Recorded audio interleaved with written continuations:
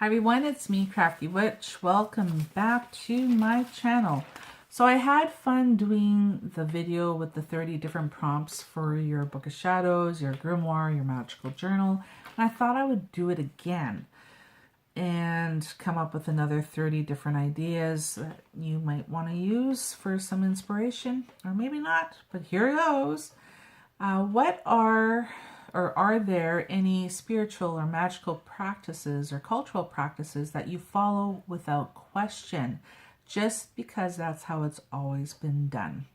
So use some critical thinking skills. What are some things that you have incorporated into your magical practice that you don't even think about? You do it because that's just the way it's always been done, or that's what everybody else has always been doing, so you just do the same thing. So what are some of those practices? And does it raise any questions and feelings within you? Or are you just very neutral about it? Number 2, have you ever taken a break from your spiritual practice? Why or why not? Did you feel renewed after, rejuvenated? Document what your experiences were. Number 3, are there any cultural practices that use fear that you continue to use in both your magical and or mundane life? For example, growing up in my family and the tribe that I come from, there were just certain cultural practices that utilized fear as a learning tool, and some of those things were, for instance, we were taught never to whistle at nighttime. We were also taught never to whistle at the northern lights. Another teaching was at night you always cover close your curtains and your blinds. You always make sure all your windows were covered, because it was believed that spirits travel at night. Of course, I mean, they can travel at any time. But the thing is that something could be out there watching you through the window, and it's important to just keep it closed, because when you look out the window, you can't really see outside too well when it's nighttime. If it's pitch black, it just looks like darkness. So that was just one of the teachings. We also had something that we called the Chi-Chi Man, which is the equivalent of the boogeyman, and that was used to make naughty children listen. And it was like, yee, Chi-Chi Man. And the kids would come running back and they'd be all nice and quiet. And, you know, you might be of the belief that that is extremely wrong to use fear as a teaching tool, but there are many cultural practices from around the world that do utilize fear as part of a way to teach the young, and to make sure that those lessons stick up in here. Whether it's Baba Yaga, Krampus, you name it. And do you agree with it? Why or why not? Number 4, what is your view on magic or rituals or ceremonies that are for hire? Do you agree with it or not? What are some safeguards you can implement to avoid corruption and or greed? So, and I'm really torn on this one. For certain things, I have no issue, no problem whatsoever paying money for. It could be Reiki treatments, it could be angel therapy treatments, it could be readings, whether it's energy readings, tarot or oracle card readings, or runestone readings, energy work, that kind of stuff. And even certain ceremonies, depending on what the ceremony is and that kind of thing. Culturally speaking, I have an issue with certain medicine people that charge money for certain healings, and was taught to kind of look upon certain people with distrust if they charge money. It was believed that if you were a medicine person and you charged people money for certain ceremonies, whether it's a healing ceremony, a naming ceremony, a sweat lodge, whatever the case might be, that if you could be bought to do the good, you could be bought to do the bad, and that money would corrupt that person's heart, and that they're actually not using it, those teachings, in the right way, and that you should never have to pay money for those kinds of things. That being said, if this healer had to come and travel to you, by all means, pay for their hotel room, their gas, their meals. You might want to decide to bless them with financial money in that aspect to help them, especially if they had to travel towards you. A long, long time ago, if they traveled to you for healing, like this is before, like I'm thinking like a long time ago, you would give them like the best room in the house that you had, and the best, meals, and you made sure that they were fed and looked after, and while they stayed with you. And you still had to give them certain gifts, and protocols had to be followed. So you had to give them tobacco, you had to give them cloth, you might give them additional gifts like blankets and towels and maybe a horse or whatever. Nowadays, unfortunately, we have so-called elders or medicine people that, and to me, there's a big difference between being elderly and being like an elder or a medicine person. But anyway, I won't get into that topic. But there are some that have price lists now. And let's say you have cancer and you want some kind of healing done, and they're like, oh yeah, we got a ceremony for that. $2,000, $5,000. Oh, you want a sweat lodge? $1,000. Oh, you want a naming ceremony? $700, $500. And there are literally so-called medicine people that have been taught these culturally spiritual type practices and medicines and ceremonies that were never meant to be used as a money-making enterprise. And they have price lists and business cards, and that I am against and strongly don't believe in that, and that's how I was raised. But if I go to somebody for a tarot card reading, a Reiki treatment, angel therapy, crystal healing, I've got no issue paying for that. Or maybe they have a different kind of ceremony. So document that. Do you have an issue with paying for ceremonies? Maybe you don't.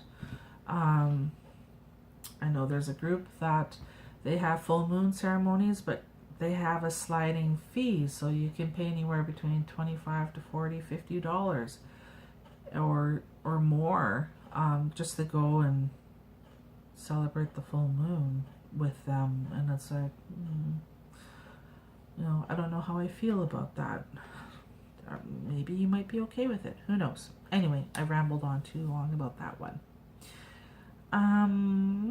Number 5. Have you ever had a spell backfire on you? What did you learn when shit hit the fan? What were some lessons that came from that experience? What are your cultural, spiritual, or religious views on suicide? How did these beliefs form within you? Or were they taught to you by your family, your community, society, a religion that you might have grown up with, or your culture? How did those views form within you? And do you agree with them? Do you disagree with them? Why not? Do you have any views on it? Maybe you don't care either way. Maybe it's irrelevant to you. Document that. And are there any exceptions to that? I'm thinking of doctor-assisted suicide with terminally ill patients. If you know you're dying, and maybe it's a real slow, painful, gruesome death, and you choose to end your suffering because in your mind it's more humane that way and you're taking control of your life. Is that okay? What are your thoughts and views on that? What if it was you in that position? What would you want done or to happen?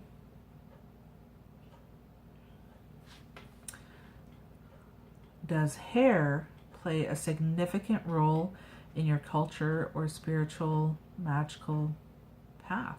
Maybe it does. Maybe it has no relevance to you.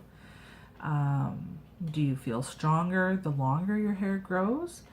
Or do you feel stronger, more empowered the shorter you cut your hair? I know personally for myself, because my hair used to be long, and the shorter I cut my hair, the lighter and more stronger and more rejuvenated I felt. I felt like I was getting rid of a bunch of stagnant old energy. Do you have any traditions regarding your hair or hair?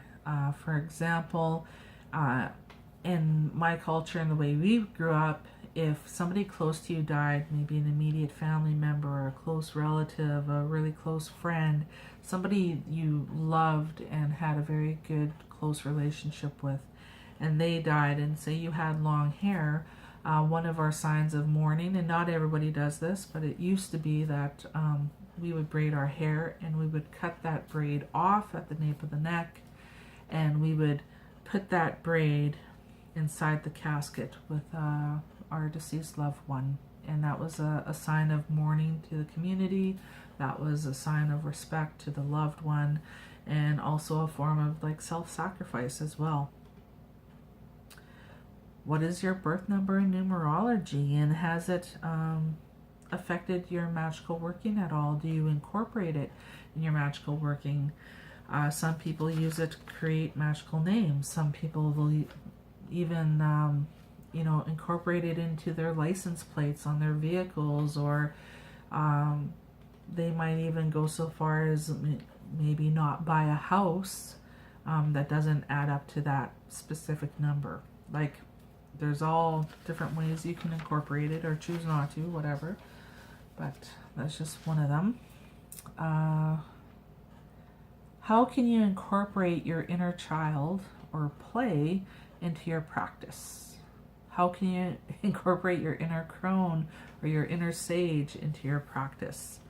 They are two kind of opposite ends of the spectrum, and yet they do sometimes come and meet in the middle.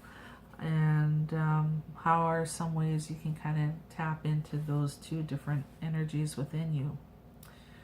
What are some stereotypes of pagans or witches that drives you crazy or that bothers you? And what are some stereotypes about pagans or witches, whatever, that you actually live up to? And can you see the humor in that as well? What does it teach you?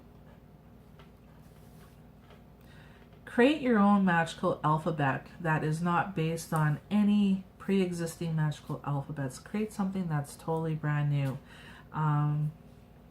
And document your results with using that as well in your spell work and that kind of thing. Introduce yourself to a local body of water, whether it's a stream, a lake, a pond, a river, an ocean. Make sure it's a natural body of water, not like a swimming pool, but like somewhere natural. And develop a relationship with that body of water. Bring offerings to it. Start developing a working relationship and document your experiences that way. And also document any changes you notice within the water the more you work with it. Does it seem to come more alive? Is it not so stagnant anymore? Do you notice other life forms kind of coming to watch you? Like maybe you go to a river or something, and say you start working with this body of water and you develop that relationship with it, and then maybe there's a deer that starts coming, and maybe this deer watches you as you're doing your thing or whatever. So document that and be observant of what's happening kind of around that area as you develop that relationship. Create your own magically infused paper using various potions. So you can make different types of tea, and you can put it in the sink or in a kind of a big container. You can make your own paper. Some people will use bits of old paper and water, and they actually create like a new piece of paper by, you know, laying it out onto a screen, that kind of thing. Or you can get pre-existing paper and soak it in magically infused water, teas, whatever, that correspond to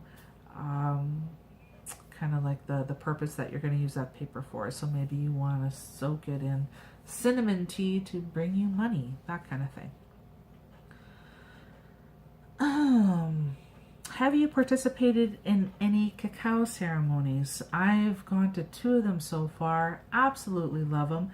And you know what? I had preconceived ideas before, and I had heard about cacao ceremonies before, and I thought, they're drinking hot chocolate, big deal. Until I actually went and participated in a couple, and the ones I had gone to were incredible. Especially the very first one. It was on a full moon, and it was with other people, and it was such a beautiful ceremony. And it was the first time I was, you know, introduced to the spirit of cacao and like the history of it in a very spiritual, magical sense, and fell in love with it. And so yeah, have you had any of those kind of experiences with cacao? And would that be something you might want to look into? And it is not the kind of cocoa you can go buy at the grocery store. It's like 100%, there's nothing else in it other than like cacao, and it's like the pure 100% stuff. Like there's no added sugar or anything else to it. So, and then you can use it as a mundane level as well. Like you can have like a kind of a weaker daily dose of it, and then there's like the ceremonial dose, which is very strong and powerful, and it's like totally different. So yeah, go check it out. Pick a magical tool that you currently do not work with. Maybe it's a drum, maybe it's rattles, maybe it's black mirrors, who knows. But pick a magical tool that you don't currently work with and start incorporating it into your magical practice. And can you use it for banishing work? Can you use it for healing? Can you use it to raise energy? Can you use it to ground energy? Can you use it in different ways? So start working with those magical tools that you've kind of just left off to the side, or maybe you don't even own them. Can you make them? Can you create them? Sporadic nature magic and lore. So this could be things like working with fog, northern lights, storms, plow winds, thunderstorms, snow, tornadoes, earthquakes, floods, etc. What's some lore and some magic regarding those things? Have you participated in a sacred ceremony from a different culture or spiritual path where you were the guest? And what were your thoughts and your experiences about that? What did you learn about that? What did you learn about yourself? Did you learn that you went in with preconceived ideas, or did you go in with an open heart and open mind and learn something new and positive? Was it a negative experience? Was it scary? Write it and document it. Have you participated in a ceremony of darkness or Shishikwan and record your experiences? And if you don't know what that is, we can maybe do a video about it sometime. Have you ever been hit with what we call bad medicine? That's where somebody will literally send something bad towards you. And it doesn't matter. Like some people believe that, oh, you can't be cursed unless you believe in it. And I don't believe in curses, so it doesn't, have any effect on me. And if you're that belief system, that's fine. In our belief system, there have been people that were devout Christians that did not believe in any of this at all and thought it was just a bunch of mumbo jumbo that only maybe existed in movies and didn't think it was real, and strongly believed in their Lord and Savior Jesus Christ and all that stuff, and they were hit with bad medicine, and they were from a completely different culture and different religion at the same time, and they still got hit with that, and then they would have to go and go get what we call doctored. So it can still happen even if you don't believe in it. So anyway, if you hadn't been hit, Chansey, okay, come. She wants a hug. It's okay. Okay. Ow. She claws the hell out of my shoulder. So anyway, if you have been hit with bad medicine in the past, how did you combat it? How did you heal from it? How did you beat it? Did you send it back to the center? Did somebody else have to do it for you? Did you have to go see a different healer? Were you able to, do it yourself? Or did you send that bad medicine to Mother Earth or to the goddess or god for them to deal with and neutralize and that kind of thing? Go on a random adventure or walk or ride your bike or drive somewhere with no agenda of where you're going to go and what you're going to do when you get there. But just go on this adventure with a magical mindset. Pay attention to any animals that cross your path or any other kind of messengers, whether it's birds or maybe insects like dragonflies or ladybugs or butterflies or a moth or whatever. Did you come across any elements? Maybe there was a house fire, or maybe there was a road that was washed out, so the element of water made itself known to you. Were there any elementals that showed up? What about any crones or sages? Did you run into any really old people? Did they share any bits of wisdom with you? Nature spirits, did you come across anything that kind of made you stop and go, that's interesting? Or did you learn anything? So that's one thing you can try. Learn to bend time. Record your experiences. Record your experiences on what you think time is. Some people believe it to be linear. Some people believe it to be cyclical. What are your thoughts about time? Some people think it is a very interesting human invention, and some people believe that, for instance, by the pyramids, time slows down because the pyramids are so big. I watched a documentary about that. But document what your opinions are about time and how you feel about that. What are some superstitions or old wives' tales that you grew up with? Are they still part of your belief system or your practice? Vehicle magic. Does your vehicle have a name? Does your vehicle have a gender? Ouch. She's clawing the hell out of my shoulder. Does your vehicle have its own personality? Do you bless it? Do you smudge it? Do you carry protection within it? And by protection, I mean magical protection. Some people carry sweetgrass or sage within their vehicles, or talismans for safe travels. Do you do any of that? Go get a shoebox and fill it up with random items. Just walk around your house and throw in random stuff. Don't even stop to think about it. Just throw in random stuff. You might throw in a pack of gum. You might throw in a pen. You might throw in a lint roller. You might throw in a spoon or a fork or a knife or whatever. Just go and do that. And then you're going to do this is going to be a random box of divination. So then after you do that, you sit down at the table, you shake the box up, you close your eyes, you stick your hand in there. First thing you touch or you grab, you pull that item out. Now incorporate that into a form of divination. What does that thing have to tell you? Maybe you grabbed a pen, and maybe in your mind, or whatever, the messages that come through are, it's time to write again, or it's time to go back to school, it's time to study, it's time to learn, or that it's time to express yourself. Oh, it's a blue pen. Maybe that's connected to your throat chakra. Communication or healing, or maybe it's time to write more healing rituals or spells.